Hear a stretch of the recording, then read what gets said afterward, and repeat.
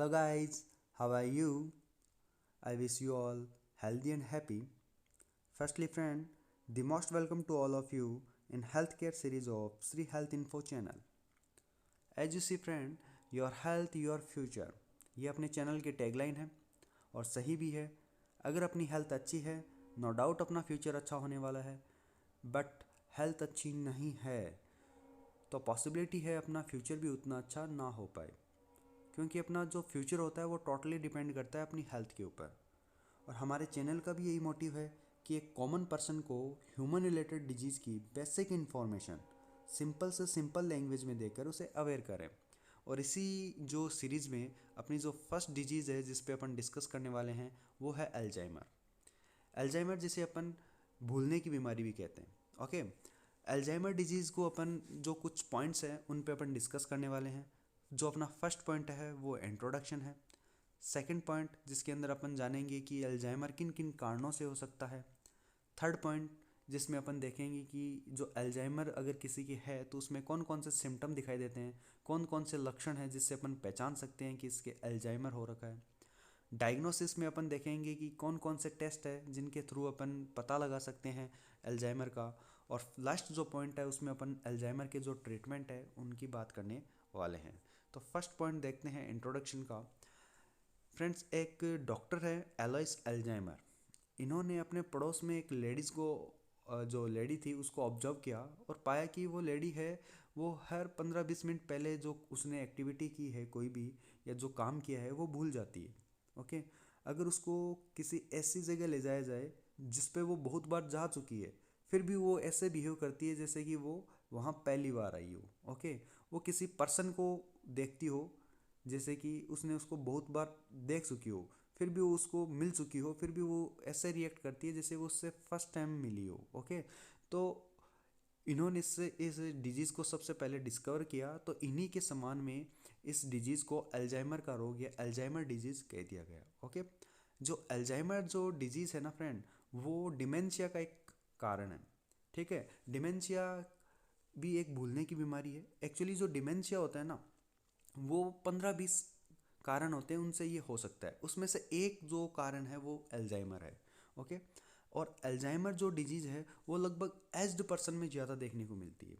ठीक है, जो अपने घर में जो अपने दादा दादी वगैरह है ना उनके रिलेटेड जो पर्सन है उनकी एज के जो पर्सन है उनमें अपने को ये ज़्यादा देखने को मिलती है। वो नॉर्मल भी चीज़ को भूल जाते हैं। ठीक है, इसका कारण क्या है, उनके ब्रेन में जो न्यूरॉन्स होती है उसका लॉस हो जाता है, वो डिस्ट्रॉय होनी स्टार्ट हो जाती है, इसलिए वो क्या होता है भूल जाते हैं। ऐसी बात नहीं है कि यंग पर्सन में नहीं देखने को मिलती, वहाँ पे भी देखने को मिलती है, लेकिन ज़्यादा अगर अपन बात करें तो ये एज्ड पर्सन में ज़्यादा देखने को मिलती है। ओके, कारण उसके जो न्यूरॉन हैं ब्रेन की, क्योंकि ब्रेन जो है वही क्या करता है, सोचने समझने, ठीक है, बात करने, इन सब को कंट्रोल करता है। ओके, तो इसके ये पूरा ब्रेन किसका बना हुआ है, न्यूरॉन का बना हुआ है। अगर न्यूरॉन ही डिस्ट्रॉय होनी स्टार्ट हो जाएगी, न्यूरॉन का लॉस होना स्टार्ट हो जाएगा तो अपनी जो सोचने समझने की जो कैपेसिटी है वो भी डिक्रीज होने स्टार्ट हो जाएगी। ओके, और मैंने डायग्राम में भी दिखा रखा है, आप देखेंगे तो एक हेल्दी पर्सन के ब्रेन को मैंने शो किया है जिसका पूरा ब्रेन है वो न्यूरॉन से बना हुआ है और बीच में वेंट्रिकल की जो साइज़ है वो भी नॉर्मल है। लेकिन अगर आप अल्जाइमर पर्सन के ब्रेन की बात करें या देखेंगे तो उसमें जो वेंट्रिकल की साइज़ है वो भी अबनॉर्मल हो गई है, बड़ी हो गई है। साथ ही इसमें न्यूरॉन के डिस्ट्रॉय होने से, न्यूरॉन के लॉस होने से भी अनेक स्पेस है ना वो बन गए हैं इसके अंदर। ठीक है, एक और डायग्राम अपन देखते हैं। इसमें भी एक नॉर्मल पर्सन के जो ब्रेन का सेक्शन दिखा रखा है और एक साइड में आपको दिखा रखा है अल्जाइमर पर्सन के ब्रेन का सेक्शन। अगर आप नॉर्मल पर्सन के देखेंगे तो उसके ब्रेन में पूरे में क्या होगी, न्यूरॉन दिखाई देगी और दो न्यूरॉन के बीच में कोई भी प्लेक एरिया नहीं होगा। जबकि अल्जाइमर पर्सन के अंदर क्या होगा, न्यूरॉन के लॉस होने से बहुत से स्पेस बन जाएंगे, साथ ही दो न्यूरॉन के बीच में क्या होगा, एमाइलॉइड के प्लेक एरिया आपको दिखेंगे।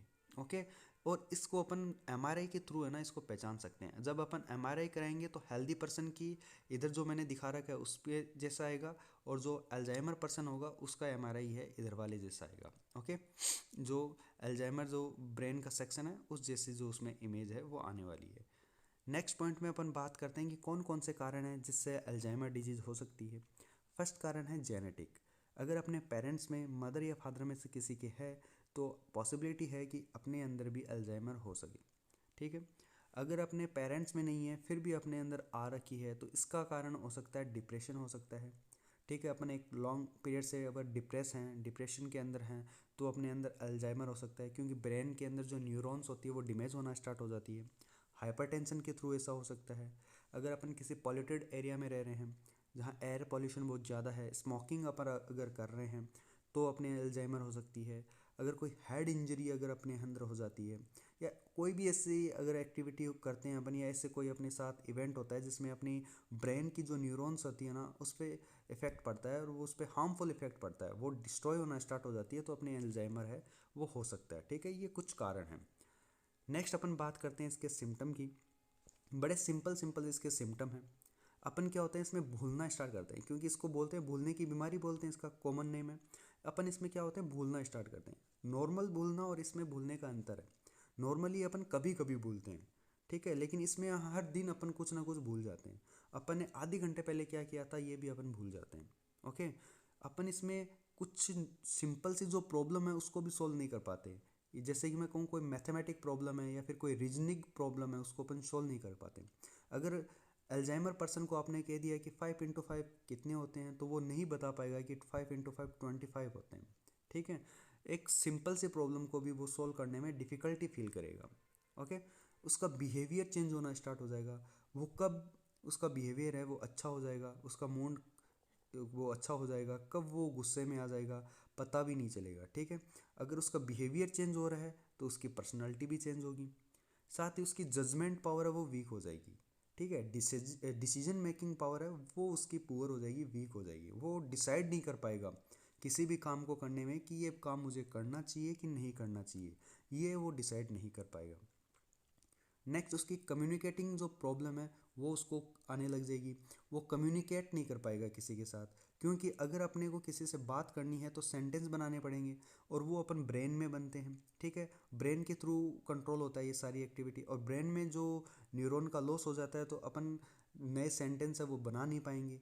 ठीक है, जो पुराने सेंटेंस है जो अपन नॉर्मली बोलते हैं वही बोल पाते हैं, और एक्स्ट्रा जो सेंटेंस है वो बना नहीं पाएंगे, तो अपनी कम्युनिकेटिंग स्किल्स है ना वो इसमें वीक हो जाएगी, प्रॉब्लम्स आने लगेगी अपने को किसी भी दूसरे पर्सन से बात करने में। अपन कंफ्यूज होने लग जाएंगे किसी अगर स्थान या कोई पैलेस पे अपन पहले गए हुए हैं, ठीक है, बहुत बार जा चुके हैं, लेकिन फिर भी अपन अगर अल्जाइमर पर्सन को ले जाएंगे ना तो उसको यूँ लगेगा कि वो पहली बार आया है। चाहे वो वहाँ बहुत बार आ चुका हो, लेकिन उसको यूँ लगेगा कि पहली बार आया है। अगर वो किसी पर्सन से बहुत बार मिल चुका है और फिर वो उसको अचानक दिखा तो भी उसको यूँ लगेगा कि आज वो उससे पहली बार मिल रहा है, ऐसे वो रिएक्ट करेगा उसके साथ। ओके, मिसप्लेसिंग होने लग जाएगी। जैसे कोई कार है या बाइक की जो चाबी वगैरह है वो रख देंगे और फिर भूल जाएंगे। ठीक है, नॉर्मल भूलने में अलग है, नॉर्मल अपन कभी कभी भूलते हैं, ठीक है, कहीं रख के, लेकिन इसमें अपन रोज़ भूलने लग जाएंगे। ठीक है, कहाँ रख दी पता ही नहीं चलेगा। तो ये होगी मिसप्लेसिंग। तो ये कुछ सिम्टम हैं। अगर ये किसी अपने रिलेटेड पर्सन को दिखे तो अपने को डॉक्टर के साथ कंसल्ट करना चाहिए। ओके, नेक्स्ट बात करते हैं डायग्नोसिस की। डायग्नोसिस में जो फर्स्ट पॉइंट है वो है उसकी बाय हिस्ट्री। उसकी हिस्ट्री चेक करके अपन पता लगा सकते हैं कि भाई इसके पेरेंट्स में, मदर या फादर में किस में थी। फिर इसके थ्रू है तो ये जेनेटिक है, अगर इनमें मदर फादर में नहीं है इसी में ही है तो ये फिर डिप्रेशन के थ्रू है। तो इस प्रकार से अपन उसकी हिस्ट्री पता करके भी इसको डायग्नोसिस कर सकते हैं। नेक्स्ट अपन पता लगा सकते हैं इसके एनीमिया टेस्ट के थ्रू, क्योंकि एनीमिया में क्या हो जाता है ब्लड की कमी हो जाती है, आरबीसी की कमी हो जाती है, और आरबीसी कैरी करती है ऑक्सीजन को ब्रेन तक ले जाने के लिए। अब ये ब्रेन में अगर ऑक्सीजन नहीं पहुंचेगी तो न्यूरॉन्स है वो डिस्ट्रॉय होना स्टार्ट हो जाएगी। तो अपन पता लगा सकते हैं कि एनीमिया के थ्रू है या थायराइड प्रॉब्लम के थ्रू होने अगर है तो उसका भी अपन टेस्ट करके, थायराइड टेस्ट करके पता लगा सकते हैं। फॉलिक एसिड की अगर कमी हो जाती है, विटामिन B12 की कमी हो जाती है, तो इससे भी अपने अल्जाइमर है वो हो सकता है। नेक्स्ट अगर MRI है, सीटी स्कैन है, इसके थ्रू भी अपन जो अपने ब्रेन की है स्ट्रक्चर देख के अपन पता लगा सकते हैं कि अपने अल्जाइमर है या अपन नॉर्मल है। ओके, ये डायग्नोसिस है। ट्रीटमेंट की बात करें तो इसका अभी तक कोई ट्रीटमेंट नहीं है। एक्चुअली इसमें होता क्या है, अपन जो मेडिकेशन होता है और जो इसकी मैनेजमेंट स्ट्रेटजी होती है उसके थ्रू अपन क्या कर सकते हैं, इसके सिम्टम को टेम्परली इम्प्रूव कर सकते हैं। ठीक है ना, इसको थोड़े समय के लिए अपन रोक सकते हैं। वैसे इसका कोई मेडिकल इसका ट्रीटमेंट है नहीं। योगा के थ्रू अपन इसको रोक सकते हैं, योगा एक्टिविटी होती है जिसके थ्रू अपने ब्रेन की जो कैपेसिटी है उसको अपन इंक्रीज़ कर सकते हैं। जैसे शीर्षासन है, सर्वांगासन है, हलासन है, चक्रासन है। ये कुछ ऐसे योग है जिसके थ्रू अपन क्या कर सकते हैं, अपने ब्रेन की एक्टिविटी को इंक्रीज़ कर सकते हैं, अपनी याददाश्त को बढ़ा सकते हैं। ओके, कुछ और भी एक्टिविटी है जैसे पजल सॉल्व करना, चेस खेलना, ठीक है, सिंगिंग करना। तो इसमें क्या होता है, अपने ब्रेन है ना वो ज़्यादा यूज़ आता है। ऐसी और भी जो एक्टिविटी है जिसमें ब्रेन ज़्यादा यूज़ आ रहा है उसके थ्रू अपन क्या कर सकते हैं, इसके सिम्टम को अपन इसके जो उसको प्रिवेंट कर सकते हैं, ठीक है। और अपनी जो माइंड की कैपेसिटी है उसको और इंक्रीज़ कर सकते हैं। तो ये इसके बेसिक ट्रीटमेंट है, और वैसे कोई मेडिकल इसका ट्रीटमेंट है अभी तक नहीं है। ओके, तो फ्रेंड्स ये वीडियो आपका कैसा लगा आप कमेंट बॉक्स में बताइएगा। अगर आपको ये वीडियो अच्छा लगा है तो लाइक कीजिएगा, अपने रिलेटिव और फ्रेंड्स के साथ शेयर कीजिएगा, और नए वीडियो की नोटिफिकेशन पाने के लिए अपने चैनल को सब्सक्राइब कीजिएगा, साथ ही बेल आइकन को प्रेस कीजिएगा। धन्यवाद।